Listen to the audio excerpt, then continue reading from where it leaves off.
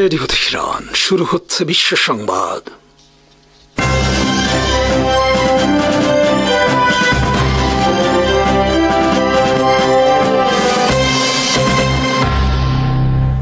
শুরুতেই সংবাদ শিরোনাম।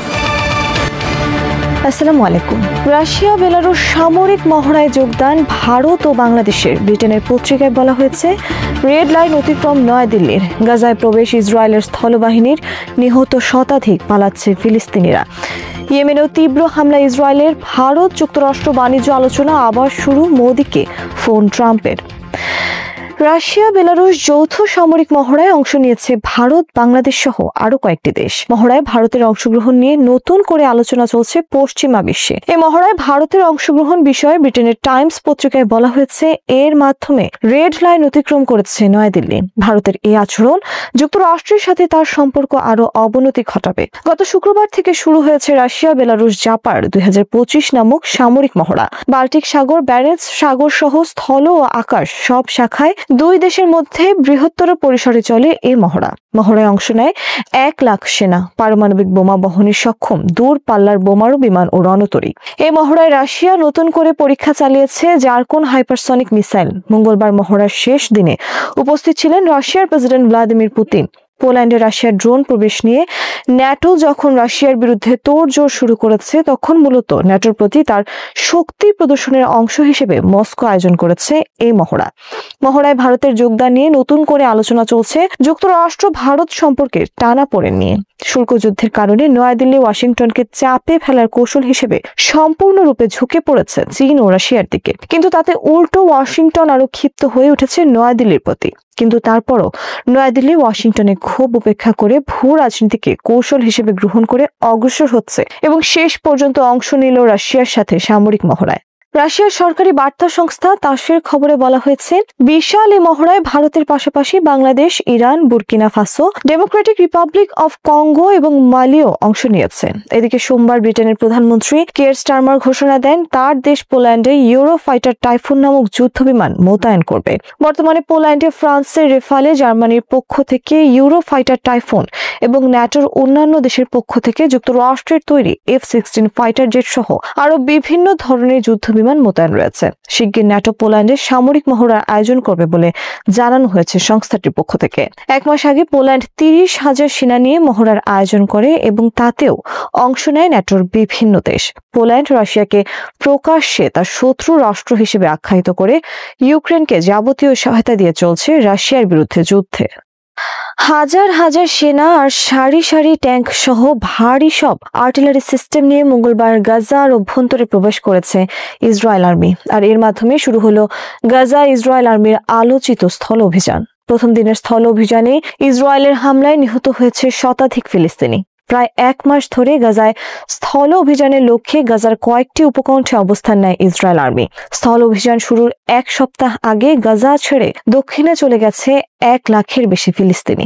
মঙ্গলবার স্থল অভিযান শুরুর পর নতুন করে হাজার হাজার ফিলিস্তিনি এলাকা ছেড়ে দল বেঁধে পাড়ি জমিয়েছে দক্ষিণের উপকূলের দিকে। প্রকাশিত ভিডিওতে দেখা গেছে ভূমধ্য সাগরের উপকূল ঘেঁষে নারী, শিশু সহ হাজার হাজার ফিলিস্তিনি চলছে অজানা উদ্দেশ্যে।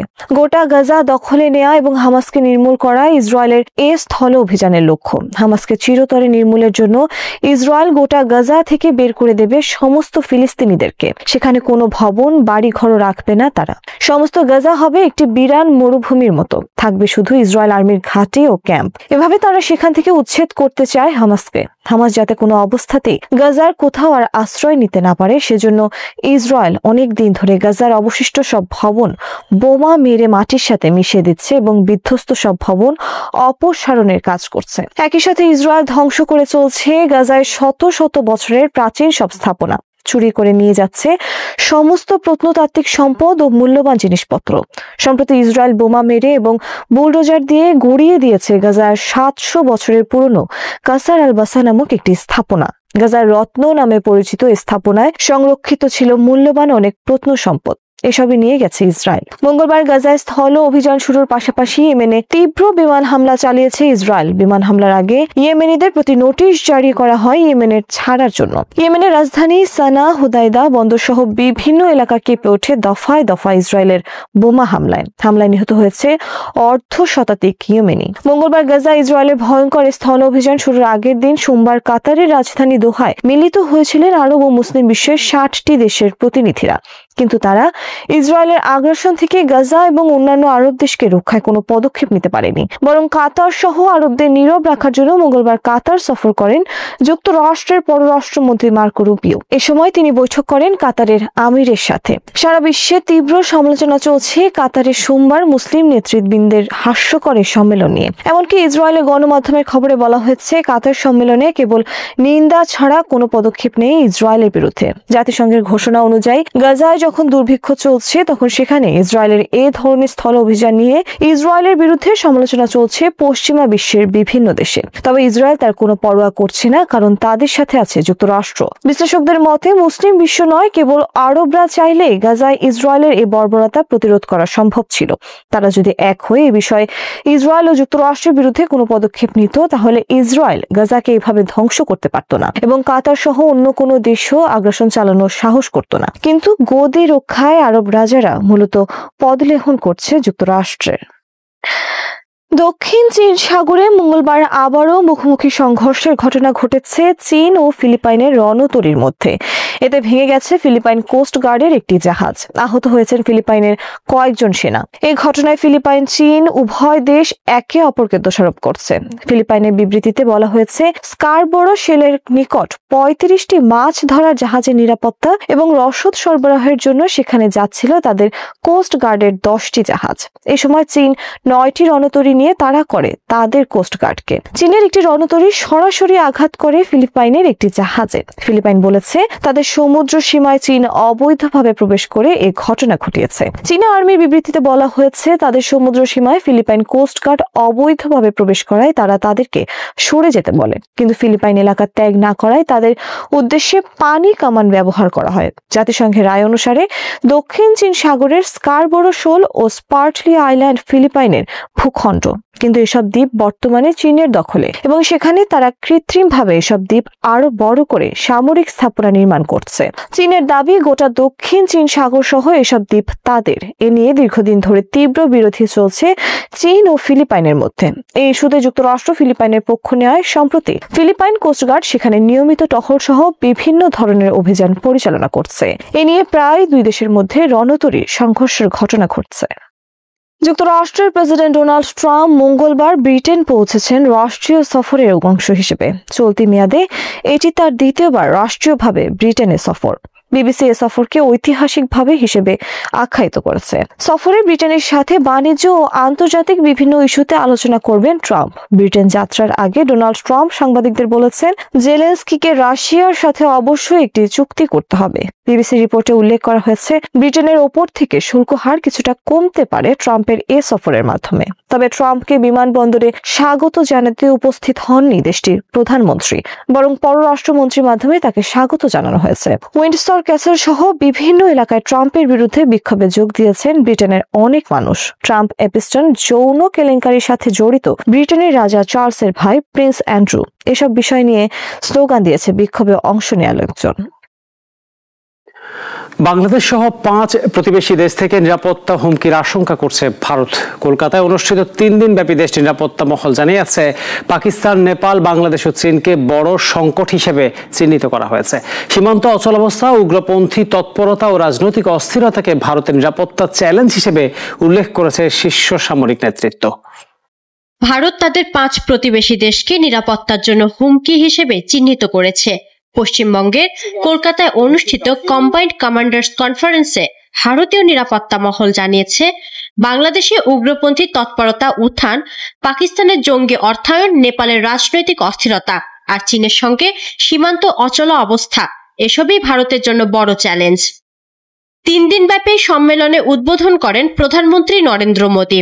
দেশের সর্বোচ্চ পর্যায়ের রাজনৈতিক ও সামরিক নেতৃত্ব এখানে একসঙ্গে বসে প্রতিরক্ষা প্রস্তুতির রূপরেখা তৈরি করছে। ভারতের স্বরাষ্ট্র মন্ত্রণালয়ের শীর্ষ নিরাপত্তা কর্মকর্তারা বলছেন, বাংলাদেশ, নেপাল ও পাকিস্তানের সাম্প্রতিক পরিস্থিতি নতুন নিরাপত্তা সংকট তৈরি করেছে।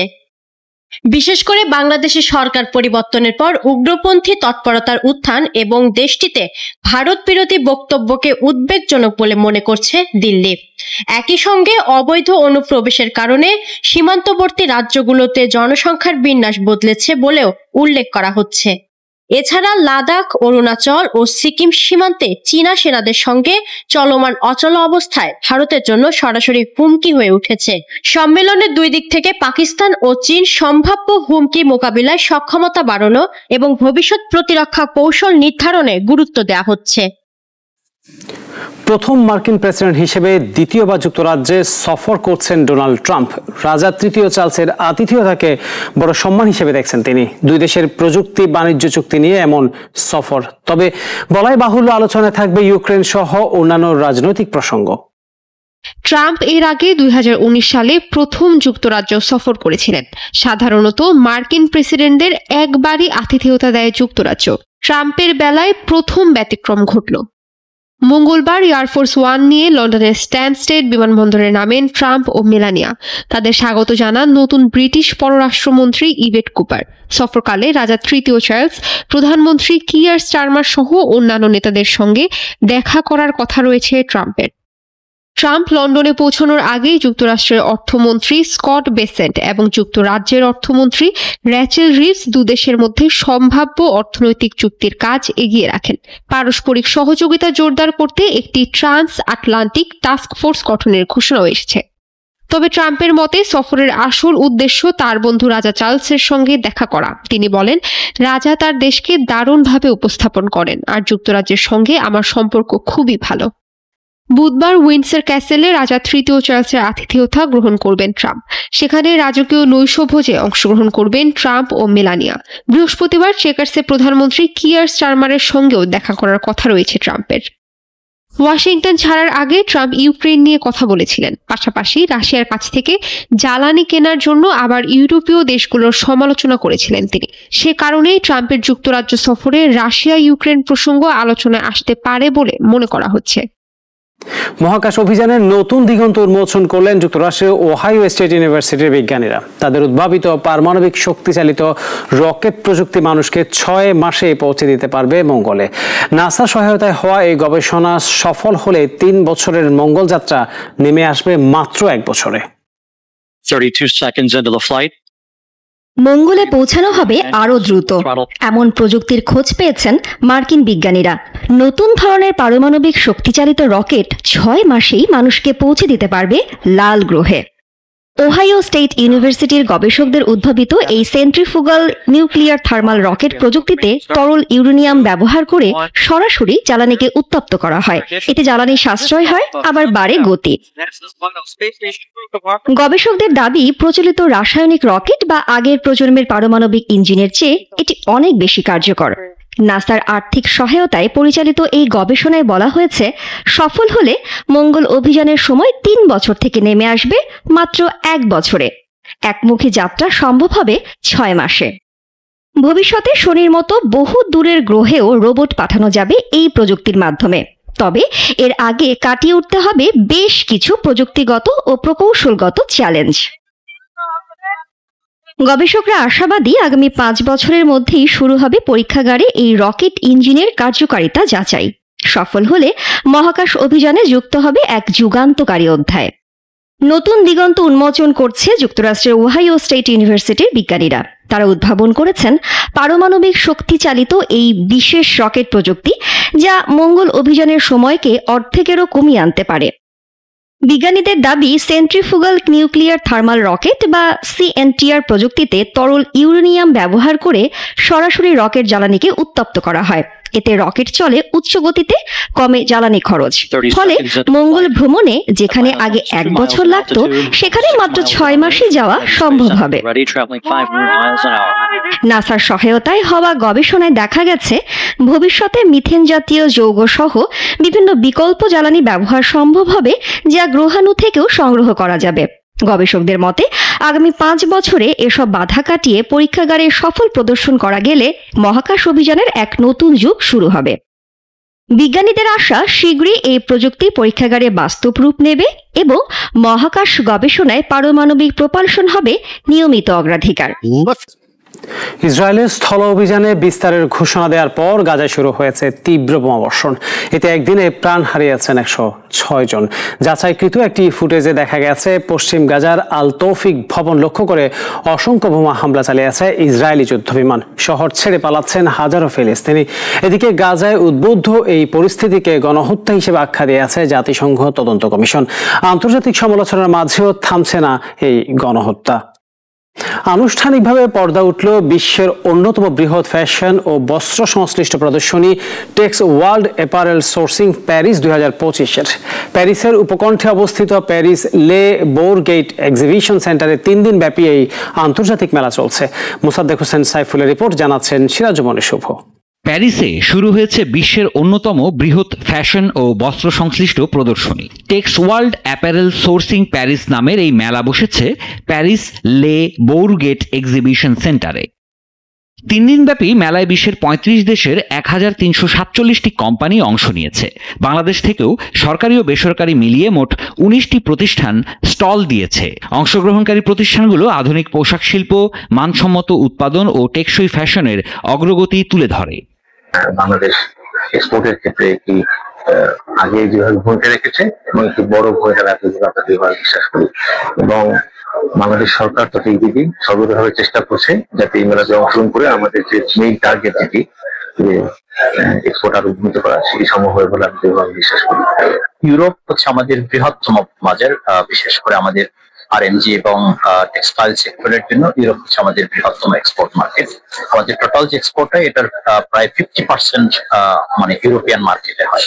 সেই বিবেচনায় ইউরোপ আমাদের জন্য একটা বড় মার্কেট। এটা নিয়ারলি আপনি যখন পারেন যেটা $20 বিলিয়ন। লাস্ট অর্থ বছর আমাদের হয়েছে $20 বিলিয়ন। তাদের মতে এ ধরনের আন্তর্জাতিক প্রদর্শনীতে অংশগ্রহণের মাধ্যমে শুধু ইউরোপ নয়, উত্তর আমেরিকা ও মধ্যপ্রাচ্যের ব্যবসায়ীদের কাছেও বাংলাদেশের পোশাকের চাহিদা বাড়বে। আমরা যত বাংলাদেশি কোম্পানি সহযোগে আসুক আর ইপিবির মাধ্যমে আসুক, তারা সবাই যদি একটা ছাউনির নিচে থাকে, সাপোজ আন্ডার বাংলাদেশ প্যাভিলিয়ন, তাহলে কি হলো, বায়াররা সবাই এক জায়গায় সবাইকে পেয়ে গেল। প্রদর্শনীর মূল আকর্ষণ 2026-27 সালের শরৎ শীতকালীন কালেকশন। পাশাপাশি এ নিয়ে অনুপ্রেরণামূলক ধারণা উপস্থাপন থাকছে। টেকসই ফ্যাশন এবং পরিবেশ বান্ধব উৎপাদন পদ্ধতি নিয়ে বিশেষ আলোচনা ও সেশন। সরকারি উদ্যোগ ও স্থানীয় দূতাবাসগুলোর কার্যকর ভূমিকা বিশ্ববাজারে বাংলাদেশকে আরও শক্তিশালী ব্র্যান্ড হিসেবে প্রতিষ্ঠিত করতে সহায়ক হবে, এমনটাই মনে করেন সংশ্লিষ্টরা। কুয়েতে মারা যাওয়া বাংলাদেশি প্রবাসী কর্মীদের মরদেহ দেশে পাঠানোর খরচ এখন থেকে দূতাবাস বহন করবে। এই নিয়ে একটি গুরুত্বপূর্ণ বিজ্ঞপ্তি প্রকাশ করেছে কুয়েতের বাংলাদেশ দূতাবাস। বিজ্ঞপ্তিতে বলা হয়েছে, এখন থেকে অবৈধ বা আকামাবিহীন বাংলাদেশি কর্মীদের মরদেহ দেশে পাঠাতে আর চাঁদা তুলতে হবে না। দূতাবাসে এই খরচের ব্যবস্থা করবে। কুয়েতে বাংলাদেশ দূতাবাসের অফিসিয়াল ফেসবুক পেজে বিজ্ঞপ্তিটি প্রকাশিত হয়েছে। কুয়েতের শ্রম আইন অনুযায়ী 18 নম্বর ভিসায় কর্মরত কোনো বাংলাদেশি কর্মী মারা গেলে তার মরদেহ দেশে পাঠানোর সম্পূর্ণ খরচ বহন করবে সংশ্লিষ্ট কোম্পানি বা প্রতিষ্ঠান। একইভাবে 20 নম্বর ভিসায় ব্যক্তিগত কফিলের অধীনে কর্মরত কোনো কর্মী মারা গেলে সেই খরচ বহন করার দায়িত্ব কফিলের।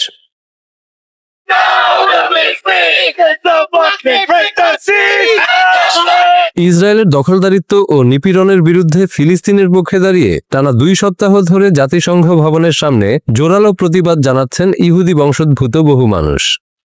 জাতিসংঘের 80তম সাধারণ অধিবেশনকে কেন্দ্র করে নিউ ইয়র্কের ম্যানহাটনে বিক্ষোভ চলছে, যেখানে ফিলিস্তিনপন্থী ইহুদি ধর্মাবলম্বীরা অংশ নিচ্ছেন। এরই মধ্যে বিশ্বের নানা দেশের প্রতিনিধি ও আন্তর্জাতিক সংস্থার কর্মকর্তারা অধিবেশনে অংশ নিতে সেখানে সমবেত হচ্ছেন। এই বিক্ষোভ এমন সময়ে হচ্ছে যেন তাদের প্রতিবাদের বার্তা বিশ্বনেতাদের সরাসরি চোখে পড়ে। গতকাল সোমবারও ইহুদি ধর্মীয় নেতারা গাজা যুদ্ধ বন্ধ ও ফিলিস্তিন রাষ্ট্রের পক্ষে প্রতিবাদ করেছেন। ইহুদি ধর্মাবলম্বী বহু মানুষ এখানে একত্রিত হয়ে মানবতা বিরোধী অপরাধের বিরুদ্ধে প্রতিদিন জাতিসংঘ ভবনের সামনে বিক্ষোভ করছেন। 9 সেপ্টেম্বর যখন জাতিসংঘ অধিবেশনের প্রাথমিক কার্যক্রম শুরু হয়, তখন থেকে 30 জন ইহুদি ধর্মীয় প্রতিনিধি প্রতিদিন এখানে প্রতিবাদ সমাবেশ করছেন। তারা ঘণ্টা বাজিয়ে তাদের অবস্থান স্পষ্ট করছেন এবং হাতে বিভিন্ন ইসরায়েল বিরোধী স্লোগান লেখা প্ল্যাকার্ড ধরে তাদের বিক্ষোভ প্রদর্শন করছেন। এই প্রতিবাদ মূলত গাজায় চলমান সংঘর্ষ এবং ইসরায়েলের গণহত্যার বিরুদ্ধে তাদের কড়া অবস্থান প্রকাশ করে। সাধারণ অধিবেশনের প্রধান অংশ high level general debate 23 September থেকে শুরু হয়ে 27 সেপ্টেম্বর পর্যন্ত চলবে। এতে বিশ্বের 193টি দেশের প্রতিনিধিরা অংশগ্রহণ করবেন এবং গুরুত্বপূর্ণ বৈশ্বিক বিষয় নিয়ে আলোচনা করবেন। এই অধিবেশন যতদিন চলবে, ফিলিস্তিনপন্থী ইহুদি ধর্মাবলম্বীরা তাদের প্রতিবাদ কর্মসূচি ততদিন পর্যন্ত অব্যাহত রাখবেন। তারা গাজায় চলমান সংকট এবং ইসরায়েলের নীতির বিরুদ্ধে প্রতিবাদ জানাতে প্রতিদিন জাতিসংঘ ভবনের সামনে সমবেত হচ্ছেন। গতকাল একজন রাবাই বলেন, জাতিসংঘ ভবনের সামনে তিনি এবং অনেক ইহুদি দাঁড়িয়ে আছেন তাদের পক্ষেই যারা ইসরায়েলের এই যুদ্ধের বিরোধিতা করছেন। তিনি বলেন, নেতানিয়াহু তার স্বার্থে ইহুদি ধর্মকে যুদ্ধ চালানোর হাতিয়ার হিসেবে ব্যবহার করে চলেছেন, যা ইহুদিদের বিব্রত করছে এবং বিশ্বজুড়ে তাদের বিপদে ফেলছে। যুক্তরাষ্ট্রে ফিলিস্তিনের পক্ষে ইসরায়েল বিরোধী বিক্ষোভের কারণে 2024 সাল থেকে এখন পর্যন্ত 3000-এর বেশি মানুষকে গ্রেপ্তার করা হয়েছে। এছাড়া কলম্বিয়া বিশ্ববিদ্যালয়ের সামাজিক কর্মী মাহমুদ খলিলের গ্রিন কার্ড বাতিলের প্রক্রিয়া শুরু করা হয়েছে এবং অন্তত 300 জনের ভিসাও বাতিল করেছে ট্রাম্প প্রশাসন। তবে জাতিসংঘ ভবনের সামনে চলমান এই শান্তিপূর্ণ প্রতিবাদ সমাবেশ থেকে এখন পর্যন্ত কাউকে আটক করার কোনো খবর পাওয়া যায়নি। ইহুদি ধর্মাবলম্বী এই আন্দোলনকারীরা নিয়ম মেনে শান্তিপূর্ণভাবে তাদের মতামত প্রকাশ করে যাচ্ছেন।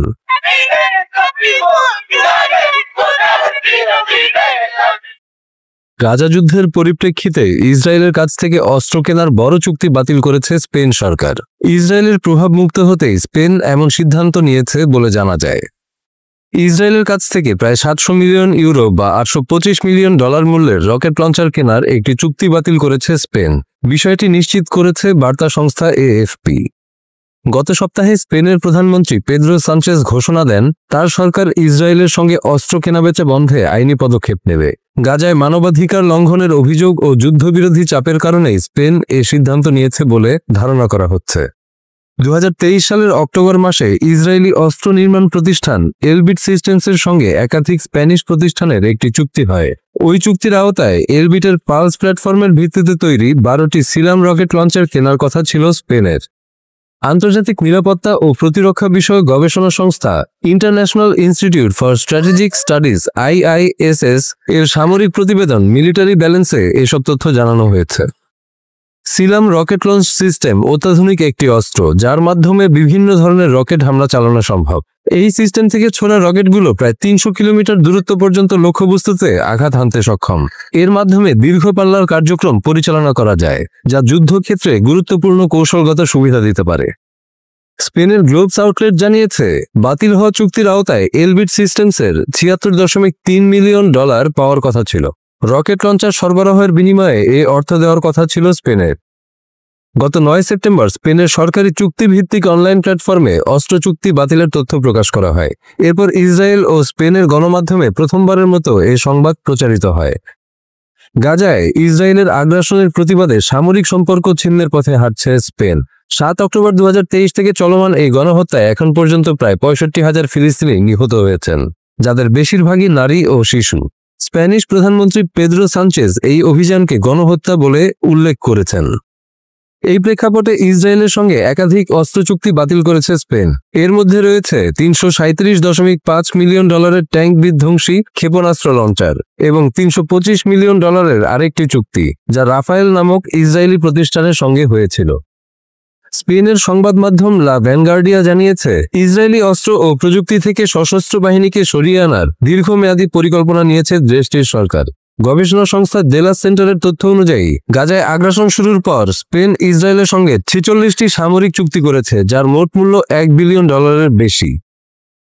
গত 9 সেপ্টেম্বর স্পেনের সরকারি চুক্তিভিত্তিক প্ল্যাটফর্মে অস্ত্র চুক্তি বাতিলের তথ্য প্রকাশ পায়। একদিন আগেই প্রধানমন্ত্রী সানচেজ ইসরায়েলের সঙ্গে সামরিক লেনদেন বন্ধে আইন প্রণয়নের ঘোষণা দেন। তবে এখনও সরকারিভাবে কোনো আনুষ্ঠানিক বিবৃতি দেওয়া না হলেও গণহত্যাকারীদের বিরুদ্ধে স্পেনের এমন পদক্ষেপ আন্তর্জাতিক মহলে প্রশংসা পাচ্ছে। মধ্যপ্রাচ্যের সংঘাতের মাঝেই চীনকে সরাসরি জড়ালো ইসরায়েলের প্রধানমন্ত্রী নেতানিয়াহু। কাতারে হামলার পর এবার চীনের বিরুদ্ধে ইসরায়েল সামরিক অভিযান শুরু করতে পারে বলে ধারণা করছেন বিশ্লেষকরা।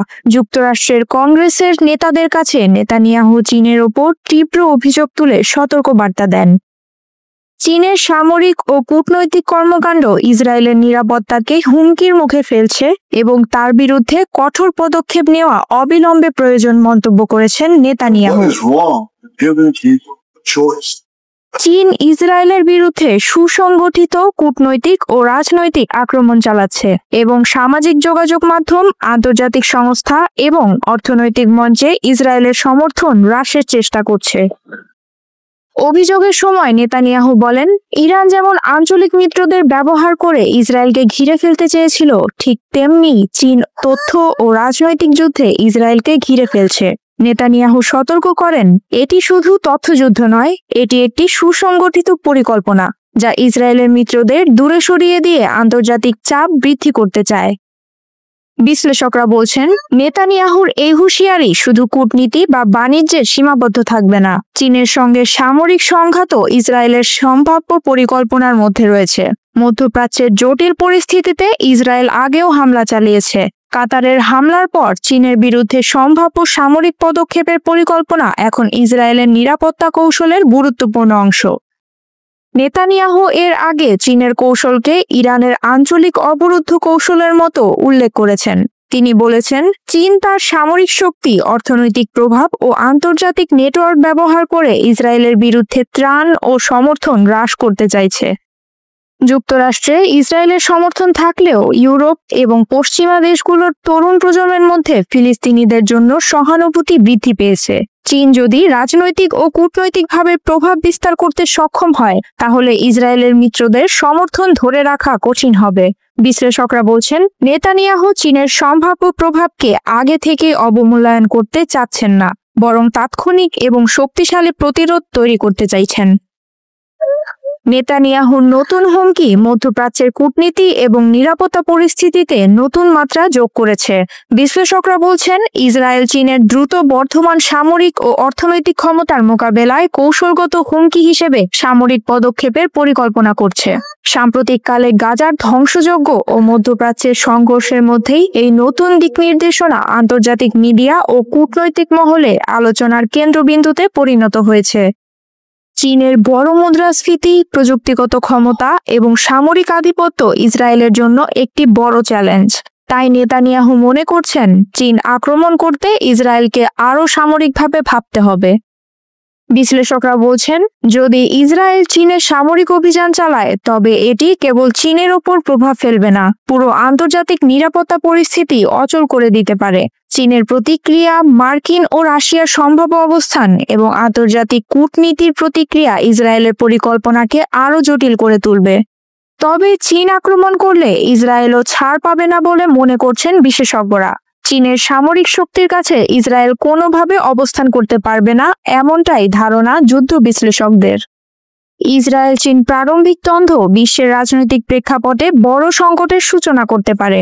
মধ্যপ্রাচ্যের সংঘাতকে আরও জটিল এবং বহুগুণ বিস্তৃত করার সম্ভাবনা রয়েছে। আন্তর্জাতিক মহল এখন নজর দিচ্ছে এই নতুন ও সম্ভাব্য আক্রমণাত্মক পরিস্থিতির দিকে। রুশ বাহিনীর আক্রমণাত্মক ড্রোন নিয়ে ভয়ঙ্কর তথ্য প্রকাশ করেছে ইউক্রেন। আধুনিক প্রযুক্তি ও উচ্চগতির সমন্বয়ে তৈরি এই বিধ্বংসী ড্রোনে বিদেশি যন্ত্রাংশ ব্যবহৃত হয়েছে এবং ইলেকট্রনিক যুদ্ধের ক্ষেত্রেও এটি প্রায় অপ্রতিরোধ্য বলে দাবি কিয়েভের। খবরটি ন্যাটো সদস্য দেশগুলোতেও উদ্বেগ সৃষ্টি করেছে। পুতিনের নতুন রণকৌশল কিভাবে সামাল দেবে ইউক্রেন, এ নিয়ে চলছে তীব্র বিশ্লেষণ। আলোচনার কেন্দ্রবিন্দুতে রাশিয়ার সর্বশেষ ড্রোন গেরান 3। দ্রুত গতি, উন্নত নেভিগেশন এবং শক্তিশালী বিস্ফোরকবাহী এই ড্রোন কয়েক মুহূর্তে বড় ধরনের ক্ষয়ক্ষতি ঘটাতে সক্ষম বলে দাবি করছেন সামরিক বিশেষজ্ঞরা। অনেকে বলছেন এটি ইউক্রেন যুদ্ধের গতি পাল্টে দিতে পারে। গেরান 3 ড্রোন মূলত ইরানি শাহেদ 283 নকশার আদলে তৈরি, তবে এর গতি ও প্রযুক্তি গেরান 2 মডেলকে ছাড়িয়ে গেছে। টার্বোজেট ইঞ্জিন ব্যবহার করে ঘন্টায় প্রায় 370 কিলোমিটার বেগে উঠতে পারে এই ড্রোন। একটানা প্রায় 1000 কিলোমিটার পর্যন্ত উড্ডয়নের সক্ষমতাও রয়েছে। বিস্ফোরক ও গোলাবারুদ বহনের ক্ষমতা থাকায় লক্ষ্যবস্তুতে আঘাতের সঙ্গে সঙ্গেই ধ্বংসাত্মক বিস্ফোরণ ঘটাতে পারে। ইউক্রেনের সামরিক গোয়েন্দাদের মতে গেরান 3 ড্রোনের নকশা ও ইলেকট্রনিক উপাদান অনেকটাই গেরান 2 মডেলের সঙ্গে মিলে যায়। তবে নতুন সংস্করণে স্যাটেলাইট নেভিগেশন সংযোজন করা হয়েছে, যা শত্রুপক্ষের ইলেকট্রনিক যুদ্ধ কৌশলও ব্যাহত করতে পারবে না। ফলে এই ড্রোন সহজে নির্দিষ্ট টার্গেটে পৌঁছাতে সক্ষম, যা রাশিয়ার জন্য বড় সুবিধা। রাশিয়ার এই অস্ত্র তৈরিতে প্রায় 50টিরও বেশি বিদেশি উপাদান ব্যবহারের তথ্য মিলেছে। যুক্তরাষ্ট্র, যুক্তরাজ্য, সুইজারল্যান্ড, জার্মানি এবং চীন থেকে আনা এসব অংশ আন্তর্জাতিক সরবরাহ নেটওয়ার্কের জটিলতা ও ব্যাপ্তিকে স্পষ্ট করে তুলেছে। গেরান 3 ড্রোনের উৎপাদন রাশিয়ার একমুখী আক্রমণাত্মক ড্রোন কৌশলে বাড়তি বিনিয়োগের প্রমাণ। মস্কো এখন প্রতি মাসে হাজার হাজার শাহেদ ধাঁচের ড্রোন তৈরি করছে। সাম্প্রতিক এক হামলায় প্রায় 800 ড্রোন একসঙ্গে ব্যবহার করা হয়েছে। পশ্চিমা গোয়েন্দা সংস্থাগুলোর মতে ভবিষ্যতে এক রাতে 2000-এর বেশি ড্রোন আক্রমণের সম্ভাবনা উড়িয়ে দেওয়া যায় না। চলমান সংকটের মধ্যে ইউক্রেন নিজেদের আকাশ প্রতিরক্ষা জোরদার করতে কম খরচে তৈরি ইন্টারসেপ্টর ড্রোনের ব্যবহার বাড়িয়েছে। এই ড্রোনগুলো গেরান 3 ধরনের ড্রোন দ্রুত শনাক্ত করে বাধা দেওয়া ও ধ্বংস করার ক্ষমতা রাখে, যা যুদ্ধের সামগ্রিক গতিপথে বড় প্রভাব ফেলছে। সর্বশেষ ঘটনা প্রবাহ দেখিয়ে দিয়েছে ইউক্রেন রাশিয়া সংঘাত এখন ড্রোন প্রযুক্তির প্রতিযোগিতায় নতুন স্তরে পৌঁছেছে। অত্যাধুনিক সরঞ্জাম ও বৈশ্বিক সরবরাহ শৃঙ্খলের ফলে ড্রোন যুদ্ধ ক্রমিক জটিল ও তীব্র হয়ে উঠেছে, যা ভবিষ্যতে সামরিক কৌশলকেও পাল্টে দিতে পারে। ড্রোন যুদ্ধের লাগামহীন প্রতিযোগিতা কোথায় থামবে উত্তর কারো জানা নেই। রাশিয়ার উন্নত প্রযুক্তি ও ইউক্রেনের ক্রমবর্ধমান প্রতিরক্ষা এই লড়াইকে নতুন উচ্চতায় তুলছে। এখন ড্রোন শুধু আঘাত হানার অস্ত্র নয়, বৈশ্বিক সামরিক শক্তি মাপার মানদণ্ডে পরিণত হতে পারে। শ্রোতা বন্ধুরা, বিশ্ব সংবাদে এই ছিল আমাদের সর্বশেষ আয়োজন। সঙ্গে থাকার জন্য আপনাদের সবাইকে অসংখ্য ধন্যবাদ।